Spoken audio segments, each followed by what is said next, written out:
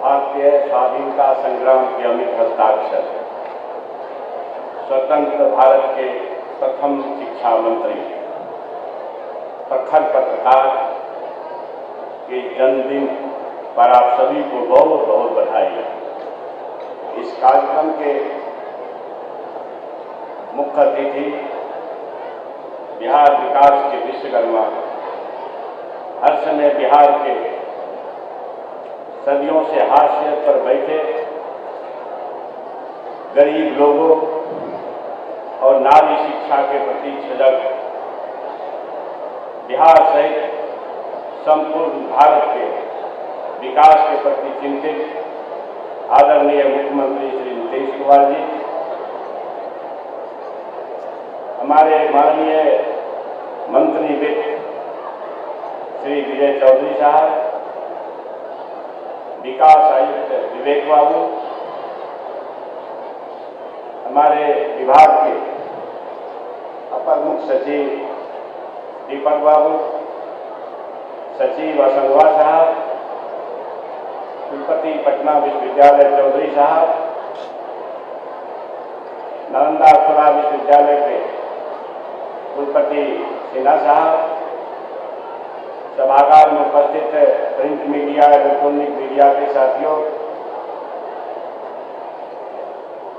बच्चों, भारत के माथे को, मस्तक को विश्व स्तरीय बनाने वाले हमारे वरिष्ठ छात्र छात्राओं, उपस्थित यहाँ पर पेरेंट, समाजसेवी और आपके माध्यम से संपूर्ण बिहार और देश में जहाँ तक मेरी बात जा रही है, मैं आप सभी लोगों से इस ऐतिहासिक दिवस पर यह विनीत आग्रह करता हूँ कि अगर भारत को अपनी विरासत को पानी है, अगर भारत को विश्व में अव्वल होना है, तो शिक्षा के सिवा दूसरा कोई रास्ता नहीं है। शिक्षा ही अपना जीवन हो या फिर समाज और देश हो, इसके अंधकार को मिटा सकता है। शिक्षा ही कीट कांटे भरे रास्ते को सुगम बना सकता है। इसलिए आप सभी से, गुरुजनों से, उपस्थित समाजसेवियों से, इस राज्य और देश के माता पिताओं से मेरा विनम्र आग्रह होगा, चाहे एक पेट भूखा रहना पड़े, जितना भी कष्ट हो सह दीजिए, मगर अपने बच्चे को तालीम दिलाने में कोई कमी मत करिए। हमारे बाबा साहब अम्बेडकर ने शिक्षा के महत्व पर प्रकाश डालते हुए कहा, शिक्षा वो सिरनी का दूध है जो पिएगा वो धारेगा। शिक्षा किसी जाति और धर्म का सी वस्तु नहीं है। ईश्वर किसी जाति के खूंटे में बंधा हुआ नहीं है। अगर ईश्वर किसी जाति के खूंटे में बंधा हुआ रहते तो इस भारत भूमि के प्रथम छात्र के रूप में रूढ़िवादियों द्वारा वंचित समाज में पैदा होने वाले बाबा साहब भीमराव अम्बेडकर अमेरिका के कोलंबिया विश्वविद्यालय के प्रथम छात्र नहीं होते। Doctor Baba Saheb Ambedkar London school of economics पर पढ़ने वाले भारत के प्रथम छात्र नहीं होते। मुझे यह कहते हुए अति गौरव है कि बाबा साहब अम्बेडकर को अमेरिकी प्रशासन ने 100 वर्षों के सर्वे के उपरांत ज्ञान घोषित किया। दुर्भाग्य इस बात का लोग रौंदा जाता है और शासन सत्ता चुप रहती है, नफरतवादी लोग चुप रहते हैं। मैं नमन करता हूं अपने पुरखों को। मैं यह कहते हुए कि माननीय मुख्यमंत्री जी ने हर समय यह हम लोगों को शिक्षा दी, हर बैठक में कहते हैं चाहे कुछ भी हो जाए, शिक्षा और स्वास्थ्य के प्रति मैं कोई कम्प्रोमाइज करने वाला नहीं हूं। और मुझे पक्का विश्वास है आदरणीय मुख्यमंत्री जी के नेतृत्व में बिहार शिक्षा जगत के क्षेत्र में अपनी पौराणिक विरासत को प्राप्त करेगी। और यह कहते हुए मुझे अपार खुशी है, आप जिस बिहार में बैठे हैं, जिस मगध की धरती पर बैठे हैं, इसी को ज्ञान की भूमि कही गई है। संपूर्ण विश्व में ज्ञान की भूमि कहलाने का गौरव इसी मगध और बिहार को है। संपूर्ण विश्व में गणित की भूमि कहलाने का गौरव इसी मगध और बिहार को है। संपूर्ण विश्व में शून्य का ज्ञान देने का गौरव इसी बिहार और मगध को है। संपूर्ण विश्व में गणतंत्र की भूमि कहलाने वाला यही बिहार है। संपूर्ण विश्व में संघर्ष की भूमि कहलाने वाला भी बिहार है और संपूर्ण देश में परिवर्तन की भूमि कहलाने वाला भी बिहार है। एक समय ऐसा लगता था कि अब कुछ होने वाला नहीं है। माननीय मुख्यमंत्री जी ने ऐसा नजीर पेश किया कि अब लगता है नफरत भागेगा, मोहब्बत आवेगा। माननीय मुख्यमंत्री जी के नेतृत्व में आप सभी से आग्रह करना चाहता हूं, हर समय कमजोर और गरीब राज्य के प्रति चिंतित रहते हैं, कमजोर और गरीब लोगों के प्रति चिंतित रहते हैं। भारत सरकार के मुखिया को गरीब और कमजोर राज्य को, जहां बिहार सहित अन्य कमजोर राज्यों को विशेष राज्य का दर्जा देना था, विशेष पैकेज देना था और माननीय मुख्यमंत्री जी का संकल्प है जब अवसर मिलेगा कि भारत के सभी कमजोर राज्यों को विशेष राज्य, विशेष अवसर का दर्जा दिया जाएगा।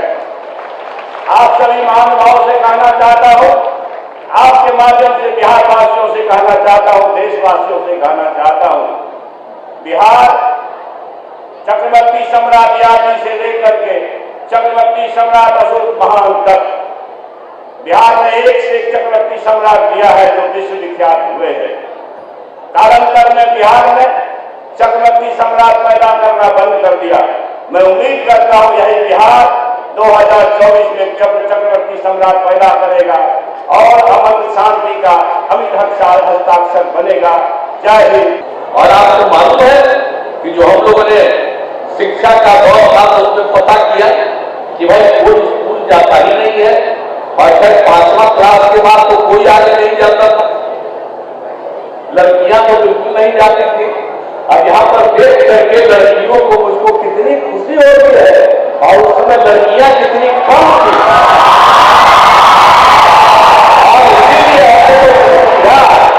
कि लड़की जो आगे बढ़ेगी उसको और आगे बढ़ाना है और उसी के लिए और उसके घर के लोगों के पास उसको कपड़ा पहनाने के लिए पैसा नहीं रहता था, तो हम लोगों ने शुरू किया कि उसके लिए कपड़ा का इंतजाम करेंगे, वस्त्र का करेंगे और बाद में तो फिर आप सबको मालूम है कि सब तरह से और हमको लगा कि 8वें तक नहीं बल्कि इसके 8वें के बाद पहुंचे और साइकिल का शुरुआत कराया और जो काम किया गया उससे लड़कियों को कितनी खुशी हुई और कितनी संख्या में अब लड़कियां पढ़ने लगी। अब मैट्रिक की परीक्षा हो रही है तब लड़का लड़की बराबर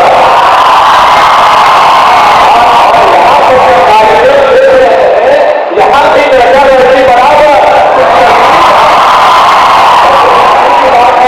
तो हम लोगों ने कैसी शुरुआत और जब तो मौलाना मुस्कुराम आजाद साहब ने काम किया था तो हमको लगा कि उसी को आगे और बढ़ाना और कौन काम अब जब मालूम है ना, जब उसी समय हम अध्ययन कराए कि भाई शुरू में भी कौन नहीं पढ़ता तो 5वां के बाद की बात आपको कहूंगी, लेकिन 5वां क्लास तक भी नहीं कोई पढ़ने जाता है, पढ़ने जाते तो क्या ऐसा किताब है।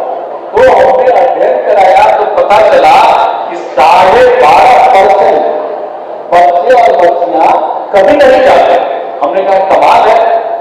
आखिर उसके बारे में हमने अध्ययन कराया कि कौन लोग हैं जो नहीं जाते हैं, तो एक तरह पता चला कि चाहे वो आप समझ लीजिए मुस्लिम समुदाय के लोग हो या महादलित है, वैसे ही लोग नहीं जा पा रहे हैं।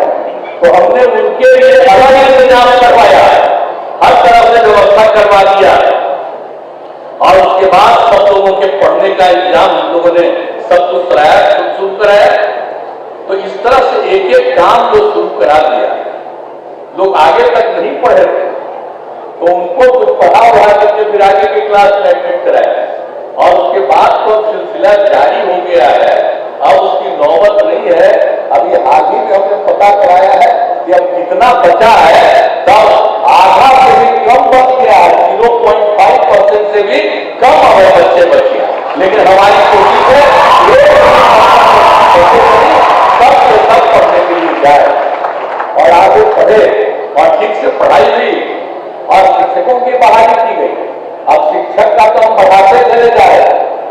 अब आपको हम कहीं भी जाते हैं तो याद रखिएगा, कल भी हम कहीं गए तो कुछ लोग खड़े थे कि जल्दी बहाली होना चाहिए, तो हमने कहा कि जल्दी बहाली होगा, चिंता मत करो। तब आप लोग देख लीजिए कि जल्दी से जल्दी और शिक्षकों की बहाली हो जाए और ज्यादा जितने भी स्कूल और नए नए संस्थानों की स्थापना होनी चाहिए, इंस्टीट्यूशन बनना चाहिए, सब कुछ होना चाहिए।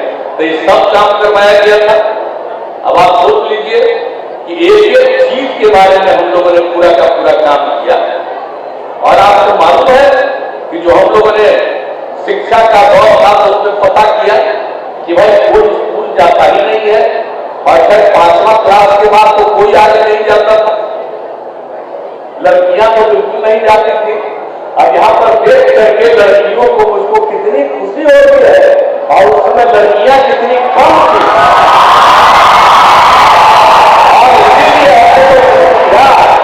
कि लड़की जो आगे बढ़ेगी उसको और आगे बढ़ाना है और उसी के लिए और उसके घर के लोगों के पास उसको कपड़ा पहनाने के लिए पैसा नहीं रहता था, तो हम लोगों ने शुरू किया कि उसके लिए कपड़ा का इंतजाम करेंगे, वस्त्र का करेंगे और बाद में तो फिर आप सबको मालूम है कि सब तरह से और हमको लगा कि 8वें तक नहीं बल्कि इसके 8वें के बाद पहुंचे और साइकिल का शुरुआत कराया और जो काम किया गया उससे लड़कियों को कितनी खुशी हुई और कितनी संख्या में अब लड़कियां पढ़ने लगी।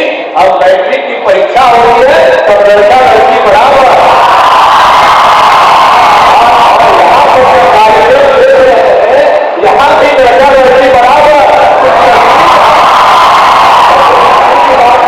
तो हम लोगों ने कैसे शुरुआत और तब तो मौलाना मुकर्रम आजाद साहब ने काम किया था तो हमको लगा कि उसी को आगे और बढ़ाना और कौन काम हम जब मालूम है ना जब उसी समय हम अध्ययन कराए कि भाई शुरू में भी कौन नहीं पढ़ता तो 5वां के बाद सब बात आपको कहूंगी, लेकिन 5वां क्लास तक भी नहीं कोई पढ़ने जाता है, पढ़ने जाते तो क्या ऐसा होता है। तो हमने अध्ययन कराया तो पता चला कि 12.5% बच्चे और बच्चियां कभी नहीं जाते। हमने कहा कमाल है। आखिर उसके बारे में हमने अध्ययन कराया कि कौन लोग हैं जो नहीं जाते हैं, तो एक तरह पता चला कि चाहे वो आप समझ लीजिए मुस्लिम समुदाय के लोग हैं या महादलित हैं, वैसे ही लोग नहीं जा पा रहे हैं, तो हमने उनके लिए अलग इंतजाम करवाया, हर तरफ से व्यवस्था करवा दिया और उसके बाद सब लोगों के पढ़ने का इंतजाम हम लोगों ने सब कुछ कराया, शुरू कराया। तो इस तरह से एक एक काम जो शुरू करा दिया, लोग आगे तक नहीं पढ़े थे तो उनको कुछ पढ़ा हुआ करके फिर आगे की क्लास में एडमिट कराया और उसके बाद तो सिलसिला जारी हो गया है। अब उसकी नौबत नहीं है। अभी हाल ही में हमने पता कराया है कि अब कितना बचा है, तब आधा से भी कम बच गया है, 0.5% से भी कम हमें बच्चे बचे, लेकिन हमारी कोशिश है सब से सब पढ़ने के लिए जाए और आगे पढ़े और ठीक से पढ़ाई हुई और शिक्षकों की बहाली की गई। अब शिक्षक का तो हम बढ़ाते चले जाए। अब आपको हम कहीं भी जाते हैं तो याद रखिएगा, कल भी हम कहीं गए तो कुछ लोग खड़े थे कि जल्दी बहाली होना चाहिए, तो हमने कहा कि जल्दी बहाली होगा, चिंता मत करो। तब आप लोग देख लीजिए कि जल्दी से जल्दी और शिक्षकों की बहाली हो जाए और ज्यादा जितने भी स्कूल और बनाने हैं और उसके सब लोगों ने कही दिया ना भाई कि सबको पढ़ाएंगे, तब तो जो कुछ भी किया एक और सर्वे हमने कराया 12 से हमको पता चला कि ये कितना महत्वपूर्ण चीज है कि साहब जो हम लोगों के यहाँ प्रजनन दर बढ़ा हुआ है, आबादी कितनी बढ़ी हुई थी, देश में कहीं इतनी आबादी नहीं जितनी आबादी बढ़ती थी। जब हम लोगों ने काम शुरू किया तो उस समय था एक ही परिवार का, पति पत्नी का और एवरेज पूरे बिहार में मिलाकर के 4.3 था। और उसके बाद उसका अध्ययन हुआ कि अगर पति पत्नी में पत्नी मैट्रिक पास है तो देश भर का प्रजनन दर 2, और बिहार में भी अगर लड़की महिला मैट्रिक पास है तो उसका भी प्रजनन दर, जो पत्नी मैट्रिक पास है उसका भी 2। और उसके अलावे 12वीं कक्षा तक भी, इंटर तक का भी पढ़े हुए हैं तो देश भर का था प्रजनन दर 1.7, और बिहार का था कि अगर महिला इंटर पास है और तब उसका प्रजनन दर मिला 1.6। कितनी खुशी हुई कि अब प्रजनन दर कम करने के लिए हम सब लड़की को इंटर तक पढ़ाएंगे, तभी जाकर के देश का ये लड़कियों की सुविधा के लिए कितना इंतजाम करवाए हैं। आपको पता ही है कि हम तो सब कुछ करते ही रहते हैं। अब एक बात को हमने शुरू किया था 18 में, मुख्यमंत्री कन्या उत्थान योजना, जन्म से लेकर के स्नातक शिक्षा तक पढ़े, उसके लिए हमने इंतजाम किया था कि हर लड़की को 54,100 रुपया दिया जाएगा। अब बाद में उसको बढ़ा करके हमने कर दिया है, अब 94,100 रुपया हो गया है। ये पूरा का पूरा लगे हुए हैं। अब यही सब की बात है, तो इसलिए इन सब बातों को ध्यान में रखना है और पूरा का पूरा हर तरह से जो बात हुआ है तो आप समझ लीजिए कि जो हमने आपको बताया था कि जो कुछ भी इसकी स्थिति आई और जो प्रजनन दर की बात हमने कही, जो उस समय 4.3 था, अब घटते घटते प्रजनन दर पहुंच गया है बिहार में 2.9 पर। और इसीलिए हम चाहते हैं कि खूब लड़कियां पढ़े, और जब लड़कियां पूरा पढ़ लेंगी तब जाकर के प्रजनन दर 2 से ही नीचे जाएगा बिहार का, और सब पूरी तरह से तो हम बच्चे रहेंगे, खूब बढ़िया से आगे बढ़ेंगे, उसकी भी तरक्की होगी, सब पढ़ेगा और खूब आगे बढ़ेगा। हम तो एक पिछड़ा रहा है, अब वो गलत बात है, लेकिन जितना मेहनत हम लोग कर रहे हैं, आज जितना ज्यादा पढ़ाई से लेकर के काम, सब तरह का काम किया, गांव गांव तक हर तरह से सड़क पहुंचाने का काम, हर घर तक पक्की गली और नाली का निर्माण, हर घर तक पेयजल, एक एक चीज का काम, शौचालय का निर्माण, सब हम लोग करवाए।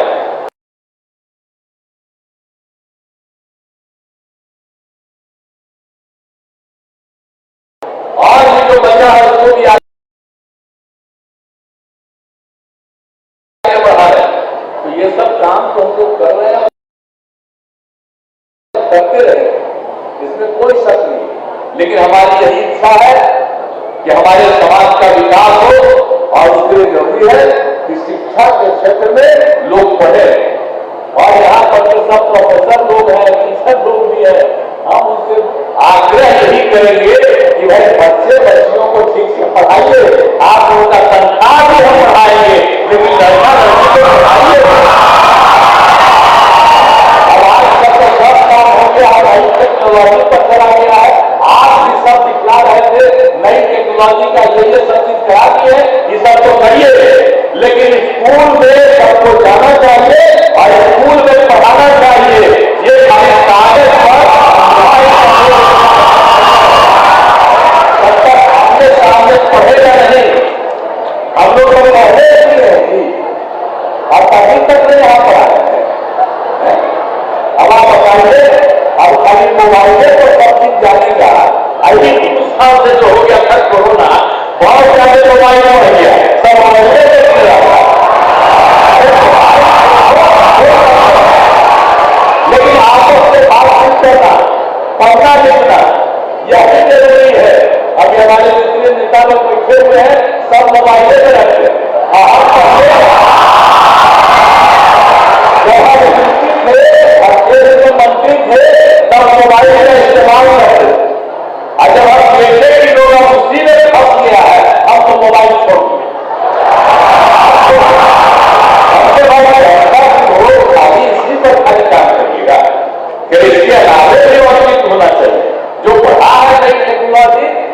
पर भी ध्यान दीजिए, उसको भी सीखिए, जानिए, लेकिन मौलिक चीज को भी जानना जरूरी है। एक एक चीज को समझना बहुत जरूरी है। तो ये सब चीज तो करना ही चाहिए।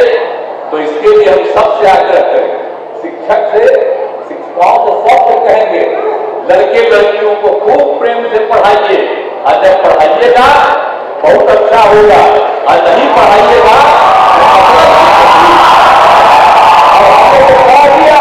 मंत्री जी को, इनको भी हमने कहा दिया कि जरा देख लीजिए, जो अगर नहीं स्कूल में पढ़ाते हैं निकलवा दीजिए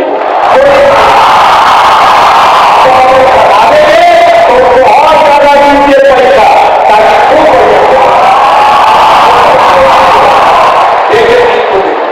अरे बताइएगा तभी ना। अब पहले कितनी बहाल, अब हम लोग कितने लोगों को शिक्षक पर बहाल कर रहे हैं और आगे चलेंगे। और कितना कॉलेज, कितना यूनिवर्सिटी का है, हर तरह का काम हम लोग कर रहे हैं। तो इसीलिए कर रहे हैं। और आपको पता होगा कि जो भी हम लोग का बजट होता है सरकार का, उसका सबसे बड़ा खर्चा शिक्षा के क्षेत्र में जाता है। ये मालूम है ना?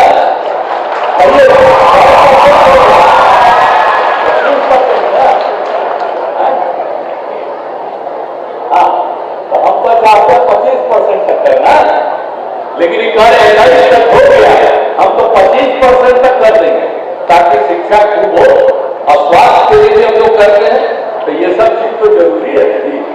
और बुनियादी चीजों के बारे में जितना हो, तो जितनी भी बात है, और आपस में झगड़ा नहीं करना चाहिए किसी भी बात के लिए, आपस में पहले होता था लड़की का अलग पढ़ाई और लड़का का अलग पढ़ाई। हम तो इंजीनियरिंग कॉलेज में लड़की पढ़ती ही नहीं थी।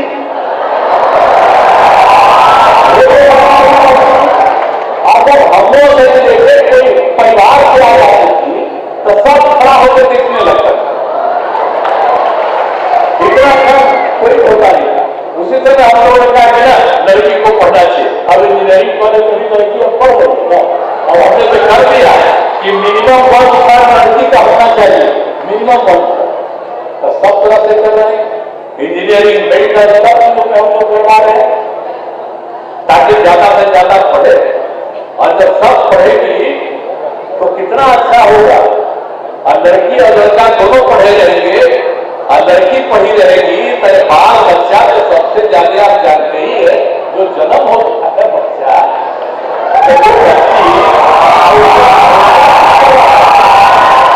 सबसे ज्यादा मां पर रहता है भरोसा। इसके ऊपर पढ़ी रहेगी, खूब ज्ञानी रहेगी, तो बच्चे और बच्चियों को कितना ज्यादा सीखेंगे, वो सब कितना बढ़िया से सीख लेंगे। तो इसलिए बहुत जरूरी है।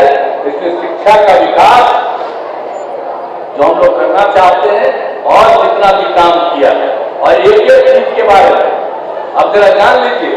अब ये जो हम लोगों ने मौलाना अबुल कलाम आजाद साहब का किया, अब इसके पहले मालूम है ना, बापू का जब बनाए थे हम लोग 100 साल पहले आए थे यहाँ 1917 में, और उसी समय से हम लोगों ने 2017 में तो यहाँ बनाया था।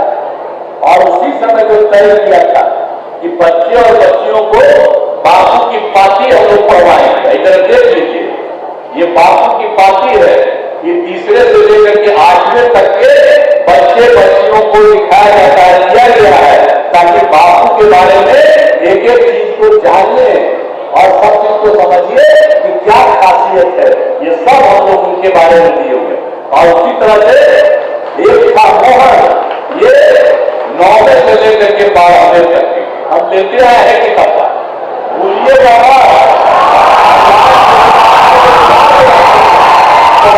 जरूर, तब जानिएगा बापू का, और सब लोग को हम लोगों ने करा दिया। और उसी तरह से जब हम लोगों ने इनका शुरू किया तो हम लोगों ने क्या कहा था, 18 नहीं, हमने कहा इनके नाम पर भी होना चाहिए। जैसे हम बापू के नाम पर करते हैं, वैसे मौलाना आजाद के बारे में भी सबको जानना चाहिए। पढ़ेगा और एक एक व्यक्ति को ज्ञान होगा, सब कुछ को जानेगा। तो ये लोग 19 से ही इसकी भी शुरुआत हो गई। देख लीजिए मौलाना आजाद की कहानी, अब ये भी अब आप ध्यान रखिएगा। और हमने कहा कि सुबह में जब बच्चे आते हैं, जब पहला बार होता है तो उसी समय बताना और इनके बारे में भी बता देना। वहां एक एक चीज की बात की जरूरत है। सब कुछ को जानेगा तभी जानेगा। और कभी कभी देश में लोग झगड़ा पैदा करना चाहते हैं, कोई झगड़ा पैदा नहीं होगा अगर बापू के बारे में जानेगा और मौलाना अब्दुल कलाम आजाद साहब के बारे में जानेगा। कभी झगड़ा उगड़ा नहीं करेगा, आपस में प्रेम और भाईचारे का माहौल रहेगा। इसलिए हम आप लोग इस सब चीज को पढ़िएगा ना भाई, पूरा उपलब्ध रहिएगा ना। बहुत धन्यवाद। इस काम को करिए और हमको जो कुछ भी करना है एक एक चीज को आपको मालूम है ना भाई कि आखिरकार जब हम कहे थे तो उसमें स्वर्गीय अर्जुन सिंह जी ने हमारी बात मान ली थी। जब इनका भी हो गया उस समय मंत्री वही थे, मान लिए थे और इनका भी 2008 में हुआ। और उनके बारे में एक बात बता देना बहुत जरूरी कि साहब हमने कहा था कि बिहार में भी IIT बनना चाहिए, तो वो भी अर्जुन सिंह जी को जो हमने कहा था वही इसको स्वीकार किए थे। और मेरे कहने पर अब बिहार में भी IIT बना। अब 5 एकड़ जमीन की NIT तो बनवाइए थे। हम इंजीनियरिंग कॉलेज में पढ़ते थे तो बहुत पुराना इंजीनियरिंग कॉलेज था। तो उस समय तो हम केंद्र में मंत्री थे, श्रद्धेय अटल जी को भी हमने कहा था और सब लोगों का उस समय जो कुछ भी था। और उस समय जो हम मंत्री थे मुरली मनोहर जोशी जी, हम कभी भूल नहीं सकते हैं। माननीय मुरली मनोहर जोशी जी को भी हमने कहा कि भाई हम वही तक पढ़े हैं, उसको नहीं बनाइएगा। एक बाकी देश में बना करते थे विशेष तौर पर, उसके लिए अलग से कैबिनेट भी आया केंद्र में। स्वर्गीय अटल जी ने भी इसको स्वीकार किया और NIT भी बना। तो हम लोग तो सब चीज कराते ही रहते हैं। अब IIT वाला किसी को मालूम है कि कैसे बनवाए थे, भूलते जा रहा है, सब चीज भूलते जा रहा है। अब आप लोग नई टेक्नोलॉजी ला रहे हैं ना, तो नई टेक्नोलॉजिया में पुराना जितना काम किया गया है उसको भी उसमें डलवा दीजिए, ताकि बच्चे और बच्चियों को मालूम हो कि कब क्या बना, कौन सा स्कूल बना, कौन सा कॉलेज बना, कौन सा इंस्टीट्यूशन बना। ये सब चीज को लोग जानेंगे तो बहुत अच्छा रहेगा। और पुराना जो बापू के बारे में, मौलाना आजाद साहब के बारे में जितनी बातें कही, उन सब चीजों को उसके माध्यम से इसको तो पढ़वाना भी है, लेकिन उसको भी नई टेक्नोलॉजी में बढ़वा दीजिए। नहीं तो आजकल दिल्ली में जो लोग हैं वो नई टेक्नोलॉजी पर अपना ही बात आगे रख पाना चाहते हैं। कोई लेना देना नहीं रहा, तो आजादी की पुरानी चीजों को भूल जाएंगे क्या लोग। तो इसलिए अपने यहाँ बिहार में भी आजादी के बारे में सब चीजों भी उसी पर डलवाते रहिए, एक एक चीज को मालूम रहेगा ताकि कोई भूलेगा नहीं। नहीं तो लोग जिनको आजादी की लड़ाई से कोई लेना देना नहीं। अब बापू की हत्या किसने किया, भूलिए उन्हें नफर। तब इस सब चीज के बाद भी सब लोग कुछ से इधर नहीं कर सके और समाज में आपस में झगड़ा न लगाए। हिंदू मुस्लिम सबकी एकता, समाज के हर तबके की एकता होनी चाहिए। कोई किसी भी जाति का हो, सबको एक दूसरे के साथ मिल करके चलना चाहिए। आपस में प्रेम और भाईचारे का भाव, और इसी के लिए नई पीढ़ी के लोगों को हर चीज को समझना चाहिए।